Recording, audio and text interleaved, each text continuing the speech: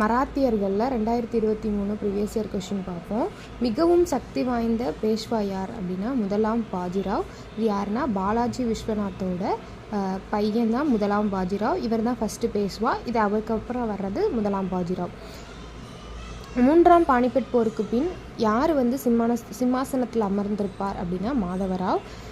சிவாஜியின் அஷ்டபிரதானத்தில் தலைமை நீதிபதி என அழைக்கப்படுபவர் நியாயதீஸ். இப்போ நீதிபதினா நியாயத்துக்கு தீர்ப்பு வழங்குவாங்க, அப்போ நியாயதீஸ். சிவாஜி கிட்ட இருந்தவங்க அஷ்டபிரதான் என்று சொல்லுவாங்க, 8 பேர் கொண்ட குழு.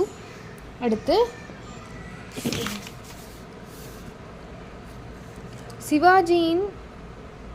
சிவாஜியின் கீழ் உள்ள நீதி மற்றும் வருவாய் அமைப்புகளில் பின்வற்றுள்ள எது உண்மை?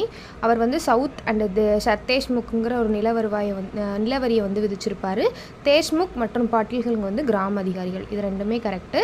அப்போது 1 மற்றும்